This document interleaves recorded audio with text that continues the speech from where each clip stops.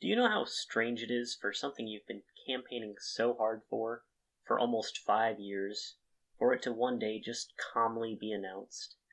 I've been advocating for the continuation of the expanded universe since it was put on hiatus in 2014.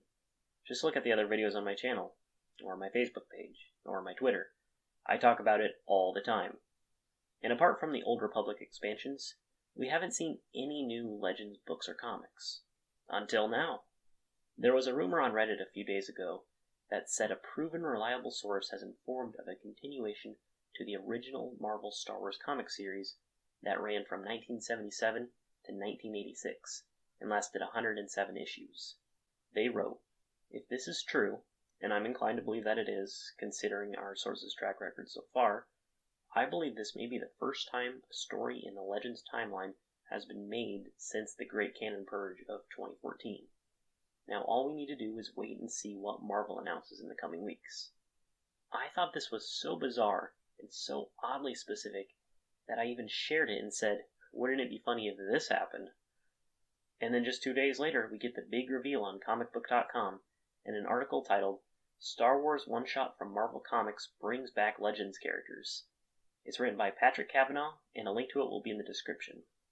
He writes, "After waiting patiently for 33 years, the original Star Wars comic series is getting a new issue, with Marvel Comics releasing the Star Wars issue 108 one-shot.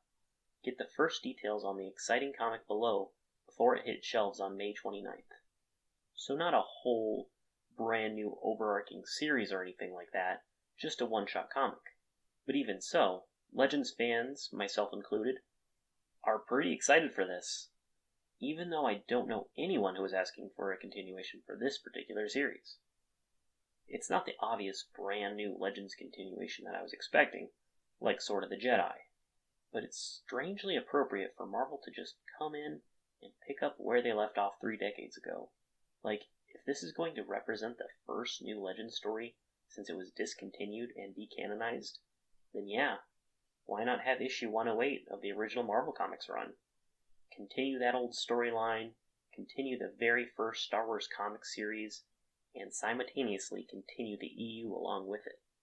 A long time ago in a spinner rack far, far away, Star Wars comics were a lot different than they are now.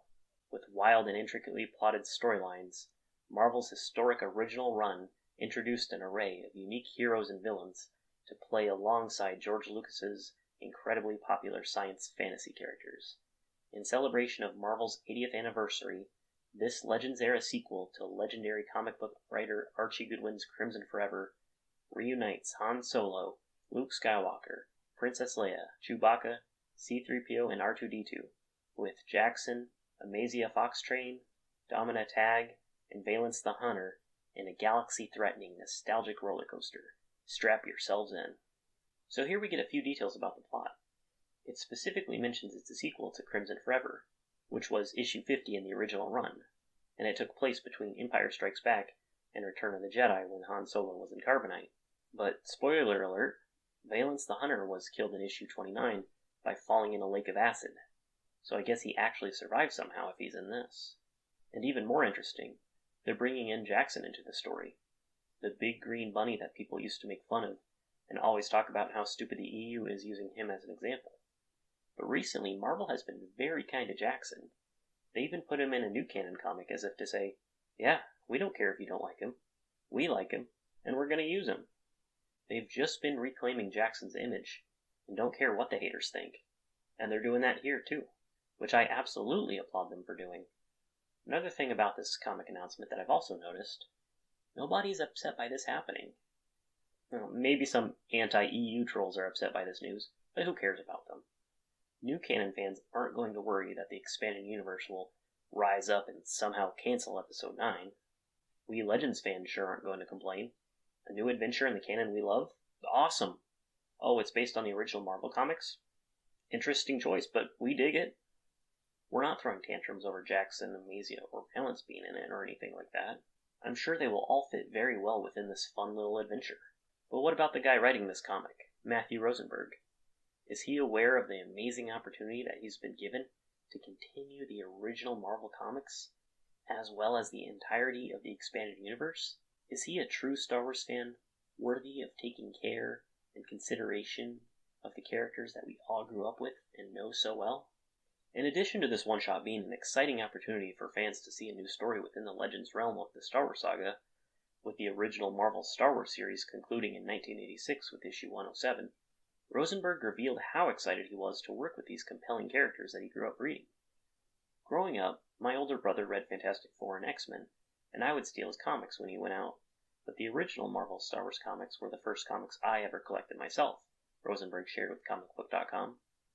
Those books were so important to me in developing my love of comics.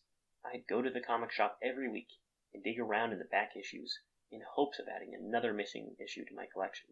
When it all would get to be too much, my mom would take me to a local Comic-Con to find the other issues for me as a way of shutting me up. I'm proud to say that I have the complete run in singles issues still. He added, "It's hard to explain now what the original series meant to me as a kid. We didn't have all these amazing video games and novels and prequels and sequels and spin-offs. There were a few novels, the Ewok movies, and these comics.